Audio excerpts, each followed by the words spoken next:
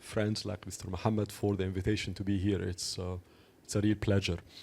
And also, I'm really grateful for being here because I forgot to mention that I must thank the treasurer, Einstein. This is very important. This is where the money is. So very thanks to Allah as well. I'm also very grateful to be here to listen to Mr. Sanjoy and to Dr. Samir because probably I'm not the only one here who get many opportunities to listen to voices from the West, from Europe, from America. But at least in my case, I do not get many chances to listen to voices from Asia, from the East. So I'm really grateful for that. It's not just the rising powers, but it's a truly very important culturally, politically, of course, economically sphere of the world right now. So opportunities like these are very valuable for all of us. So again, thanks for organizing it and thanks for coming. From my side, I only have 3 points and just it's macro points as food for thought for all of us.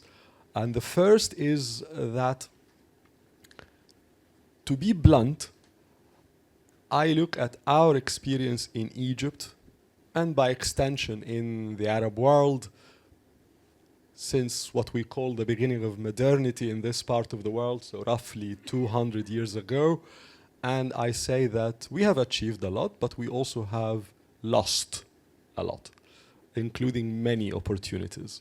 And I'm not particularly sure that many people who started looking at our experience, including our forebearers, our forefathers, in the mid-19th, late 19th century, early mid-20th century, would look at us today and say, we've done amazing.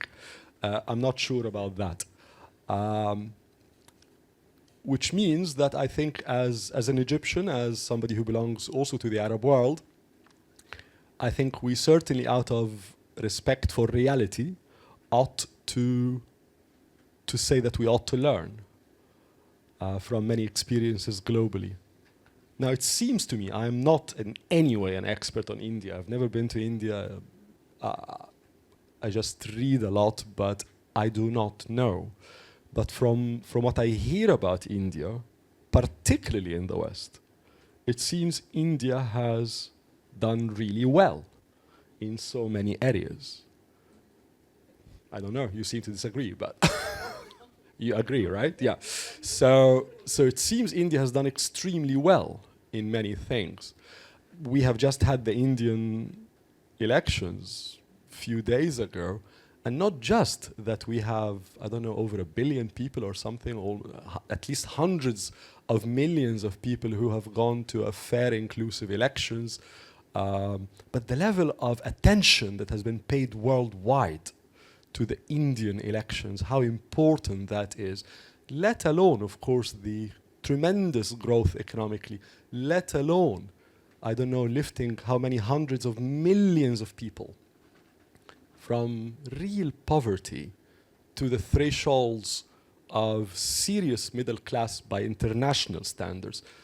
So India has done some things very right.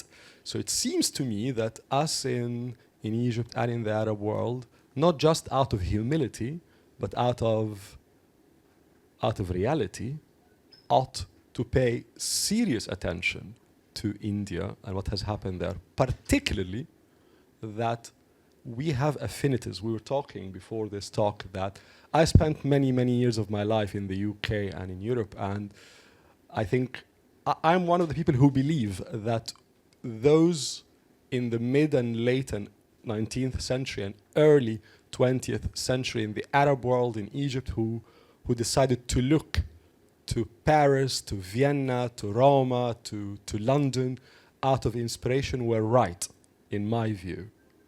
It was right to look to Europe at that time, absolutely. In my view, people might disagree with me, but I agree with that.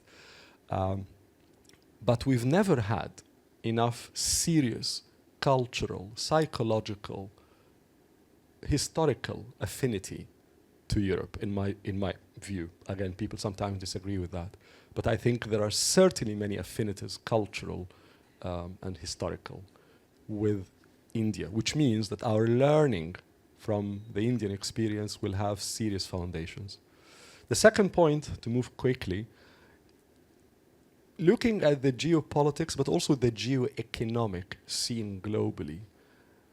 On the global south, Dr. Samir Saran mentioned a number of countries, and I'm sure all of them will do extremely well. But it seems to me that India is probably one of the countries in the global south that have very serious potential of achieving the stance or the status of a global power in the next, I don't know, 10 years or something. Now, I doubt that many other countries in the global south will achieve that. I mean, China obviously is out of that. China now is talking about a superpower status. But we're talking about global south. It seems to me if there's one country that has a real chance of achieving a global power, I'm not saying superpower, I'm saying global power. It seems to me that India could very well be that country, which means that Egypt, as well as the Arab world, ought to develop and invest into that relationship because it is a country with which we have many connections, and if it has a serious chance of becoming a global power, then out of just pure, I don't want to say expediency, but pure interest, we ought to develop our relationships with that country. And the final point is something that Mr. Ambassador mentioned, the Gulf.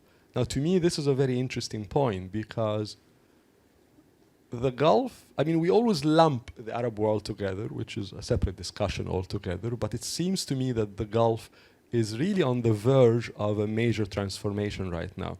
We've all have been, I'm sure, to Dubai and Abu Dhabi over the past 10, 20 years and have seen what has happened there. Saudi Arabia is going through arguably the most interesting transformation, not just economic, but political and cultural. Of course, there's immense wealth going on right now. I think Kuwait is witnessing very interesting changes, or will witness. So what I'm trying to say is that if there is a power, collective power in the Arab world that probably will play even further roles in the future, whether in the Arab political economy or globally, probably that power collectively will be in the Gulf, or the Gulf will be leading certain very influential roles in Arab political economy and beyond. It's already, by the way, very powerful in Europe. So what I'm trying to say is that the question is what are the orientations of the Gulf? And it seems to me it is, we can easily say, oh, the Arab Brotherhood and Arab history and all of that. Yes, of course. But also it seems to me that the Gulf is going through transformations culturally, not just economically and politically. Now, as Mr. Ambassador, I think rightfully said, India has had tremendous investments in the Gulf, cultural investments, even before political and economic. I was in Dubai when Prime Minister Narendra Modi was there in February, and I've seen not just the reception, but the size and the scope of the delegation. I mean, tremendous. So what I'm trying to say is that it seems to me that the Indian thinking, Indian way of looking at the future will probably be in the ingredients in the kitchen of the Gulf. And therefore, if we in the Arab world have a player who probably will be a serious influencer in the global arena and in our political economy, that is the Gulf, it makes sense for us to try to understand another key player in the kitchen there, which is India. I don't know if the message is coming across or not, but I hope I'm not making it too confusing. India is very culturally influential. People in the Gulf look at it with a strong interest. If the Gulf is going to play a major role globally and in our political economy as Arab world, it makes sense for us to understand what does India really want from the Gulf and from the Arab world, and try to find common grounds, at least try to understand, because that will affect us, and it will be the one player, the Gulf, that is likely to play a serious global role in the coming 10 years or so.